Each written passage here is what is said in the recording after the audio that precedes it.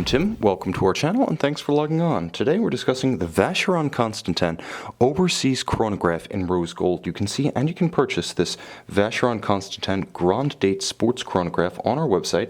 Subscribe to our YouTube channel if you enjoy these videos, and please click on the card in the upper right hand corner of the screen at any time during this video to see our full sales listing for this Vacheron Constantin with additional accessories included in the sale, high resolution images, and of course complete pricing details for this Grand Date automatic chronograph. Now on my wrist, 6 1/3 inches, 16 centimeters in circumference, you can see that the second generation 2004 to 2015 Vacheron Constantin Overseas had phenomenal presence on the wrist. The watch is rose gold with contrasting finish and a massive case. Endowed with a solid gold case back, you can really feel the heft of this one. Now 42 millimeters is across the round of the case, not including crown guards or pushers. Moreover, it doesn't include the screw down style crown itself. Now, in terms of thickness, the watch is actually quite a bit slimmer than it looks at first glance. Only 12.5 millimeters thick. Because of its cupped case back, it actually nestles into the wrist and sits lower than 12 millimeters above the wrist with a nicely sloped Maltese cross style bezel. You can see this watch easily slides underneath a dress cuff or a formal sleeve. Now, from lug to lug, the watch is large but not overbearing. The entire span across the wrist is 50.5 millimeters, so even though my wrist is 16 centimeters in circumference, in all likelihood you'll be able to wear this watch with security and proportion down to about 14.5 to 15 centimeters in circumference, no problem. Now, as I mentioned, it is a heavy watch. Despite being on a strap, the case is substantial. The case back, likewise, and the bezel, while not particularly tall, is massive and broad. You'll also note the watch is paired with a very substantial twin trigger, double deployant clasp, beautifully finished inside, alternately polished and matte finished.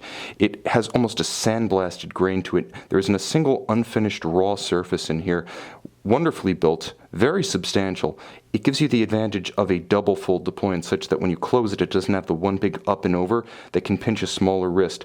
And as you can see, this one remains in outstanding condition. I can't quite show you how the trigger system operates other than to depress them on each corner and mention that the swing arm acts as the spring for the system. It's very robust and beautifully made with inset Maltese cross motif, a recurring theme throughout the watch. You can even see how it's echoed in the junction of the strap and the lugs, which are beautifully integrated. Now the strap is a fantastic piece on a couple of levels. It's very supple, so it flexes easily around a smaller wrist like mine. It also feels incredibly comfortable on any wrist because of the quality of the rubber used. You'll also note the evacuated portions underneath. This is fantastic because it allows sweat, grit, moisture to escape from the wrist on a truly hot day, and you will wear this watch on truly hot days because it is a true sports watch with 150 meter water resistance, screw down crowns and pusher. It's not just handsome, it's hardy, and you can see that on the case back. Fixed by screws, you can see the image of the full rigged ship that's the icon of the Overseas line. It's also anti-magnetic up to 25,000 amperes per meter, so that's one of the advantages of the solid case back. Robust water resistance, an internal anti-magnetic shell for the movement, and of course you get a lot of extra gold relative to a display back case. It costs about $30 to make that sapphire case back. Over an ounce of gold, far more dear. You'll also note that there's a lot of gold here, and it's finished in differential fashion. Polished on the flanks, you can see that there are some accents of polish atop the lugs. The hoods, of course, are satin finished. You'll notice that there's a beautiful polished lip or bevel between the top of the case and the flank of the case. You can see that to good effect on the edge of the lugs. The bezel itself, beautifully polished, segues into a chapter ring of seconds that slopes down to the base of a beautiful blue lacquered dial, which simply explodes. Now, I can't say for certain that this is part of the Miami Boutique limited series of 30. All I can say is, having not seen the caseback design of the Miami watch, in every respect, dial, case, strap, configuration, and color choice, this watch is identical to the Vacheron Constantin Miami Boutique Edition chronograph. And it's an incredibly handsome composition. As I mentioned, there's a lot of gold. Each of the applied hour indices, as well as the hands at center and the chapter rings of the sub-registers, and I should mention the Maltese cross logo at 12 o'clock, are rose gold, beautifully keyed to the color and richness of the case.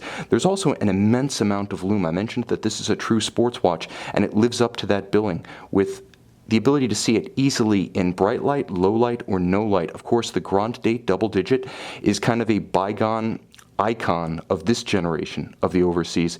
It wasn't featured on the first generation watch, and it isn't featured on the new third generation watch, so many collectors are already calling this generation of the chronograph an instant classic. You also note the calculated asymmetry, enlarging the minutes counter of the chronograph so that that information is more salient relative to the relatively less useful constant seconds indicator at 6 and the hour counter at 9. Now it is a Vacheron Constantin caliber 1137 in here, 37 joules automatic winding, thin integrated column wheel vertical clutch chronograph. What that means is, in addition to the 40-hour power reserve, you have a full suite of high horology pedigree. The caliber base is constructed by Frédéric Piguet, you know them as Manufacture Blancpain, beautifully finished.